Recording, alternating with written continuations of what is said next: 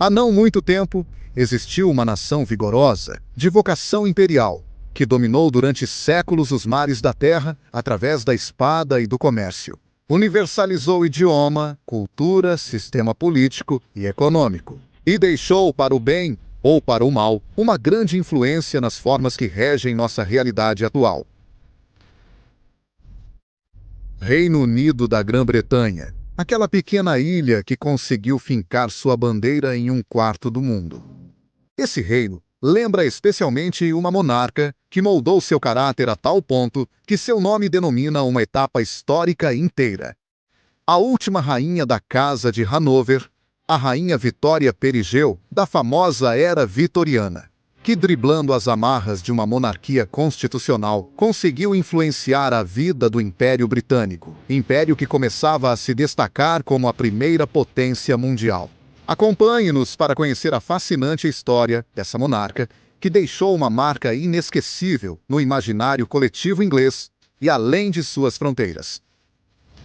Aqui é Reinaldo Carrillo, da A Nova Enciclopédia. Lembro que seu apoio é fundamental para continuarmos este trabalho.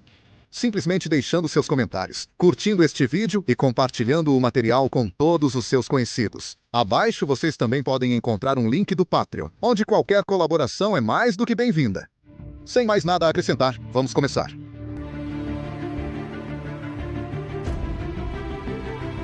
O nascimento de Vitória pôs fim a uma longa trama de desventuras na Casa Real Britânica para conseguir encontrar um sucessor. O rei Jorge III havia perdido a capacidade de governar. Por isso, seu filho, também chamado Jorge, era o príncipe regente do Reino Unido. No entanto, nem o príncipe regente, nem nenhum de seus dois irmãos era capaz de gerar o futuro sucessor, pois suas esposas sofriam abortos espontâneos, ou os bebês morriam logo após o nascimento. Apenas um dos irmãos, chamado Eduardo, Duque de Kent, foi capaz de gerar descendência. A Vitória de Saxe-Coburgo-Saalfeld, uma menina que chamaram de Alexandra Vitória, que conseguiu vir a este mundo em 24 de maio de 1819. Vitória foi batizada na sala do Palácio de Kensington pelo arcebispo de Cantuária, na fé anglicana, conforme a religião oficial do Estado. O sistema de Kensington, idealizado por sua mãe e supervisionado pelo mordomo, Sir John Conroy, regeu a infância de Vitória com um enfoque restrito que não lhe permitia realizar atividades que eram do agrado da menina, limitando-a a ser apenas o que seus tutores lhe indicavam. Conroy procurou que Vitória crescesse isolada de sua família paterna, cumprindo deveres em horários inflexíveis e compartilhando quarto com sua mãe até a idade adulta. Tudo com o propósito de salvar a jovem Vitória das intrigas palacianas, dos rumores de corredor e de tudo o que pudesse lhe fazer mal. Psicologicamente, a princesa é uma menina estudiosa, silenciosa e reflexiva. Com uma paixão extraordinária pela cultura, educação e artes, todas qualidades que marcaram sua personalidade durante seu reinado. No entanto, as duras restrições de sua mãe e de Sir Conroy provocaram em Vitória também uma forte aversão a essas duas pessoas, a ponto de descrever sua infância como, abre aspas, bastante melancólica. Ela só atinge a maioridade em 1837. Ela pede para ser definitivamente afastada de Sir Conroy, de sua mãe e das criadas que a acompanharam na infância e na adolescência. Todos sabiam que Vitória já não era mais uma criança, que podiam manter trancada em um palácio. A jovem donzela, de boa aparência segundo os quadros da época, começava a sentir e agir por si mesma. A decisão dela se mostra na seriedade com que aceitou, sem reclamar. Surpreendente. Que ela era a próxima na linha de sucessão e que mais cedo ou mais tarde seria a rainha do Reino Unido.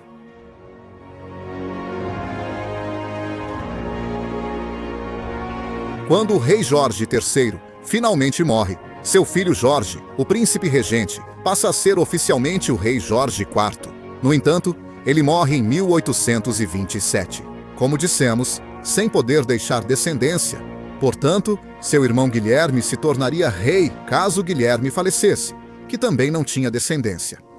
Caberia ao seu irmão Eduardo, o pai de Vitória, ser o próximo rei. No entanto, o pai de Vitória havia falecido anos antes. E por isso, em sua coroação, Guilherme promulga em um ato que, no momento de sua morte, seria Vitória quem assumiria o trono. De fato, Guilherme IV morre 10 anos depois, em 1837, e Vitória é coroada como rainha do Reino Unido da Grã-Bretanha em 27 de junho desse mesmo ano. Na qualidade de rainha, ela nomeia como seu conselheiro Lord Melbourne, que foi primeiro-ministro do partido Whig, ou seja, o partido de tendência liberal na Grã-Bretanha. Especulou-se sobre um caso amoroso entre os dois. Embora seus biógrafos definam como uma relação profissional e até paternal, devido à inexperiência da jovem rainha em assuntos de Estado. Lord Melbourne perde influência quando, em 1840, Vitória acaba se casando com o príncipe Alberto de Saxe-Coburgo-Gotha, por quem estava profundamente apaixonada. Ao mesmo tempo, ela sabia que, pela inteligência e pelas qualidades do príncipe Alberto, ele seria de grande ajuda no desempenho de suas funções. Alberto mostrou ser um marido leal, assumindo os assuntos reais durante as frequentes gestações dela, tornando-se seu secretário. Além de incentivar Vitória a perdoar sua mãe após a infância difícil que ela lhe proporcionou. Em 1840, eles tiveram o primeiro de seus 9 filhos, a princesa Vitória, carinhosamente chamada de Pequena Vicky, e o futuro rei Eduardo VII. Alberto também demonstra mais uma vez seu compromisso, participando ativamente da criação de seus filhos. Voltando ao reinado de Vitória, é importante levar em conta que, no Reino Unido, a monarquia constitucional era a forma de governo desde 1688, na qual o poder do monarca era limitado, a soberania residia na nação e o povo elegia seus representantes. Essa forma monárquica seria descrita por Adolf Thiers como, abre aspas, monarquia na qual o rei reina, mas não governa. Nesse sentido, praticava-se o sufrágio censitário, no qual, através de um censo legal, o voto era reservado a homens maiores de 25 anos, alfabetizados e com um determinado patrimônio. Esses elegiam os representantes da Câmara dos Comuns, ou seja, a Câmara Baixa do Parlamento, que exercia o poder político, tendo entre suas funções aprovar e revogar leis, assim como nomear ou destituir o chefe do Poder Executivo, chamado de primeiro-ministro. Na época de Vitória, a política era dominada pelo bipartidarismo dos liberais chamados Whigs e dos conservadores chamados Tories. Portanto, a Rainha Vitória, diante das funções limitadas que tinha constitucionalmente, vai encontrando maneiras de influenciar poderosamente as decisões do primeiro-ministro da vez. Assim como não hesita em apoiar ou rejeitar medidas dos liberais, como também em reconhecer ou destacar o brilho dos conservadores. Apesar de que uns e outros, dependendo da época, eram contrários ou favoráveis a ela. Prova disso foi a chamada Disputa das Damas de Alcova, tendo como protagonista o primeiro-ministro Roberto Peel. Ele manda trocar as damas de alcova do Palácio Real por outras ligadas ao setor conservador da política inglesa. Uma medida a qual Vitória se opõe publicamente, o que leva muitos a questionarem se ela estava realmente preparada para reinar. Sob uma monarquia constitucional, onde se espera que o monarca deva permanecer à margem das lutas partidárias e reservar para si a exposição de suas opiniões políticas. Alberto convence a rainha a não comprometer a imagem da coroa em 1842. Vitória também é vítima de uma tentativa de regicídio por parte de um homem chamado Eduardo Oxford, que tenta assassiná-la com 2 tiros. Quando ela estava a caminho de uma visita protocolar. O regicídio frustrado resulta em um aumento na popularidade da rainha. No entanto, inspiraria outras tentativas de assassinato durante seu reinado.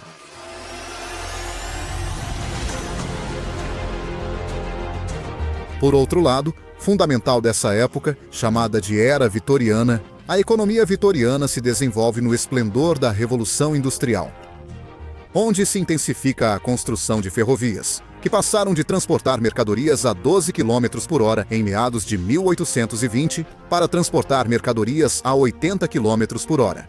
30 anos depois, em 1850, são inauguradas estradas ligando o país de ponta a ponta. Surge o telefone, as máquinas e o navio a vapor.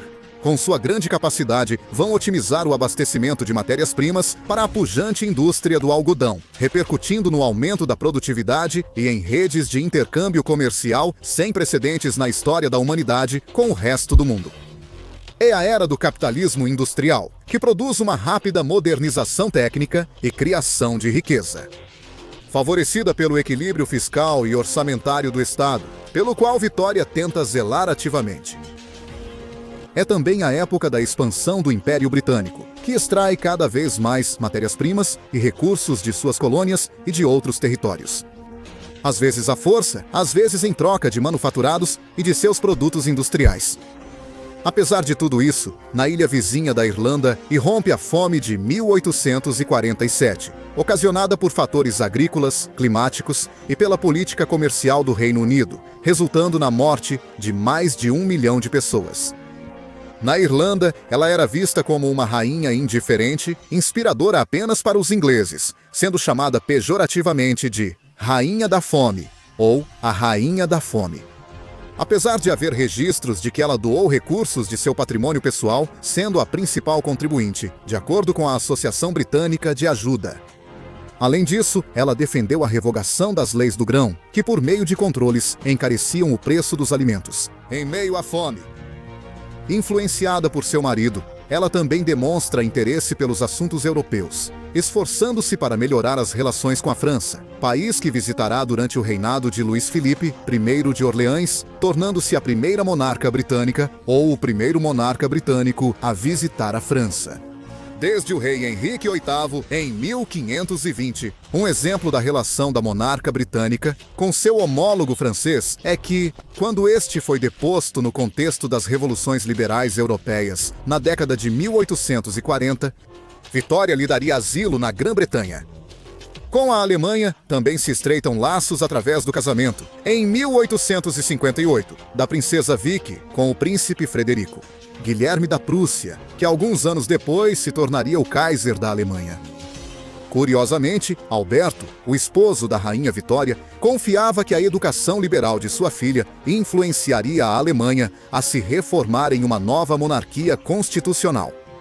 Uma aspiração que não se concretizou, devido, entre outras coisas, à vocação militarista e autocrática desse regime que via suas pretensões territoriais insatisfeitas.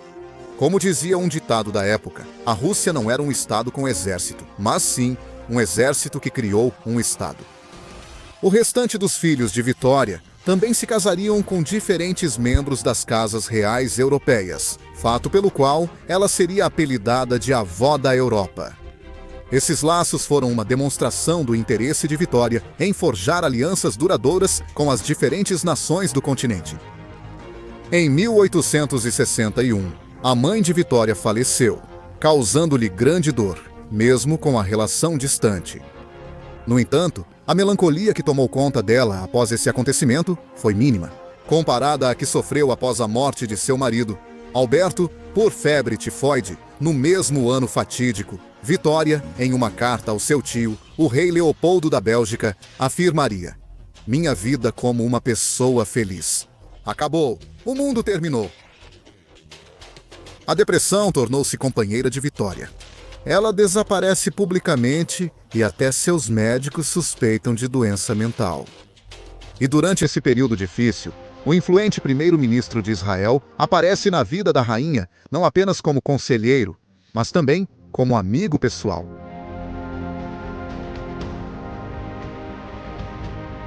Vitória apoiará firmemente seu governo em matéria de política externa, que defendia a expansão dos domínios britânicos na África e na Ásia.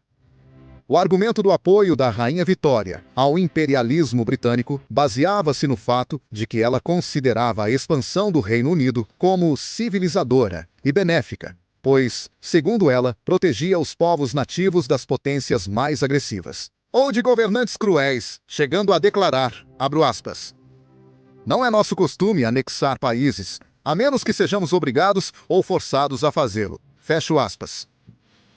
Diversos estudiosos e fatos já refutaram essas alegações, pois, com toda a glória que essa expansão do Reino Unido possa ter tido, também houve massacre de povos nativos.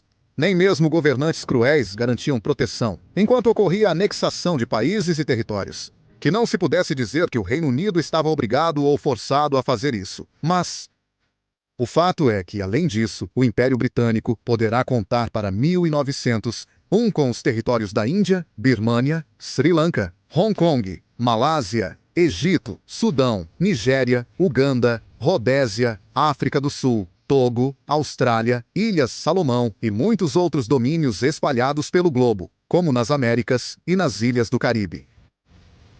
Era a época da expansão do capitalismo e da incessante busca por novos mercados, novos territórios e novos recursos.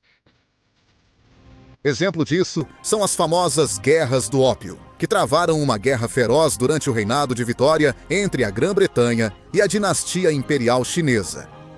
Guerra da qual não só a Grã-Bretanha obtém a ilha de Hong Kong, mas na qual a coroa britânica utiliza esse entorpecente de forma massiva como uma arma para subjugar a população chinesa. Em 1876, Vitória é coroada como imperatriz da Índia, país que ela nunca visitou, e sobre o qual manteve uma posição bastante neutra. Em relação ao duro conflito que os locais tiveram com a Companhia Britânica das Índias Orientais, nos anos finais de sua vida, a rainha vai perdendo vitalidade, mas nada diminuirá esse desgaste em sua capacidade de influenciar a política. Em 1882, ocorre outro atentado armado contra a rainha. Ela consegue sair ilesa e faz com que o povo inglês se solidarize com ela nesse momento amargo. No ano seguinte, sua saúde sofre um grande abalo ao cair de uma escada no Palácio de Windsor, causando-lhe reumatismos contínuos pelo resto da vida. Em 1887 é celebrado o Jubileu de Ouro, comemorando seu 50º aniversário no trono do Reino Unido. Nessa época, a rainha contrata 2 indianos muçulmanos para serem seus criados. Entre eles, destacou-se o jovem Abdul Karim, que introduziu a rainha no idioma hindi e na filosofia hinduísta. Isso gera, é claro, uma preocupação especial entre os filhos e os criados da rainha, que viam em Abdul um elemento estranho que não pertencia ao ambiente palaciano de Windsor. A rainha, por sua vez, ignorará as críticas da Casa Real e manterá a companhia de Abdul até os últimos dias de sua vida. Outro elemento-chave dessa época, além da Rainha Vitória, é que o fenômeno capitalista vitoriano teria grande efeito no tecido social do Reino Unido, produzindo, por um lado, uma migração massiva do campo para as cidades.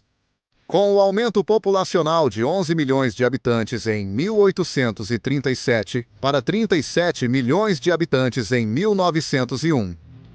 No final do século, os ingleses podiam se deslocar facilmente, seja de trem, navio a vapor e até mesmo nos primeiros automóveis. Os ingleses também se orgulhavam da vida doméstica. A chegada do rádio, fogão a gás e eletricidade deixava o cotidiano mais confortável para eles. Para grande parte dessa população urbana, também é o período de jornadas de 12 a 16 horas, sem folga, em muitos casos. Jornadas também envolviam trabalho infantil e as primeiras aglomerações em guetos proletários.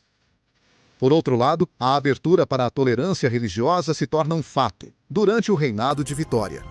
É permitido o culto público do catolicismo e a construção de igrejas de uma religião que, séculos atrás, era ferozmente perseguida pela coroa. Esse fato reflete o espírito progressista que marcou a época vitoriana. Há mudanças educacionais importantes, também por meio da obrigatoriedade do ensino fundamental a partir dos 5 anos de idade e sua oferta pública, ampliando o acesso a ele. Para 1900, estimava-se que 90% das crianças britânicas entre 5 e 10 anos de idade frequentavam regularmente a escola.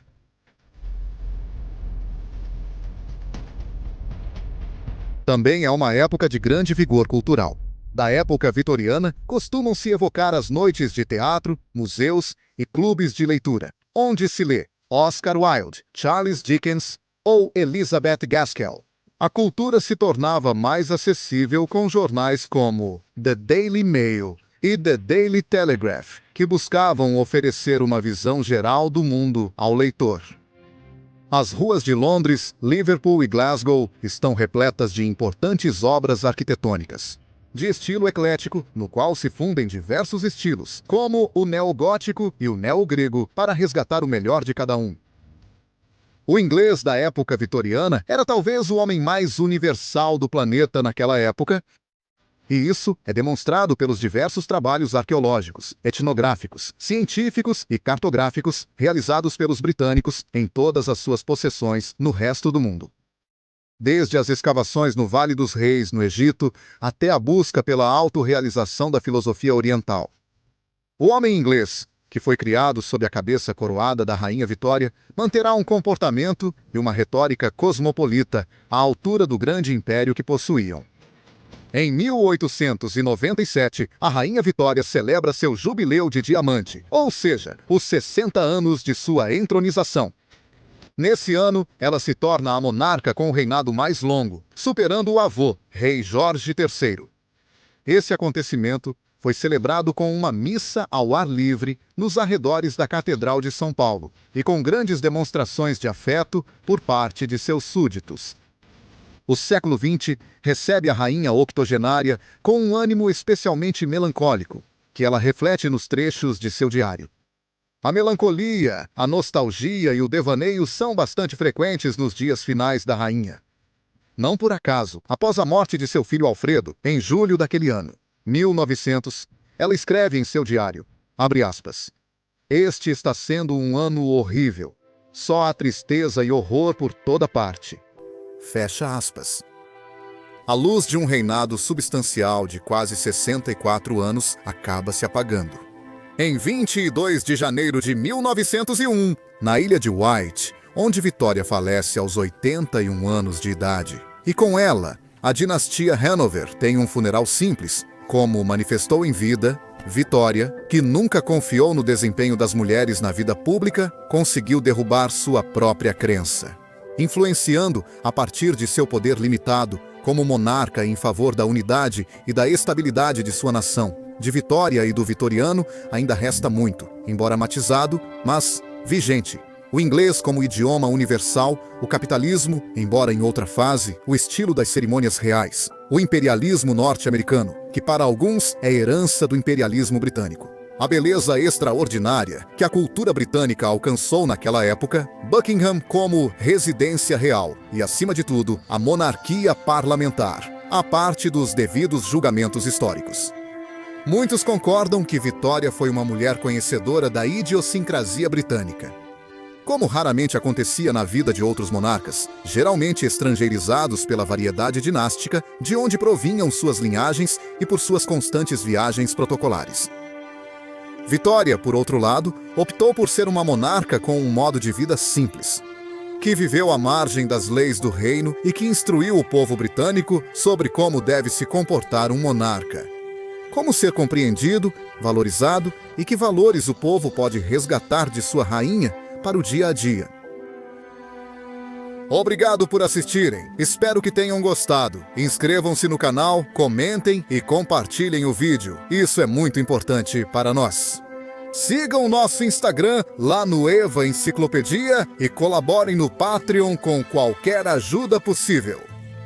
Obrigado a todos e que Deus abençoe.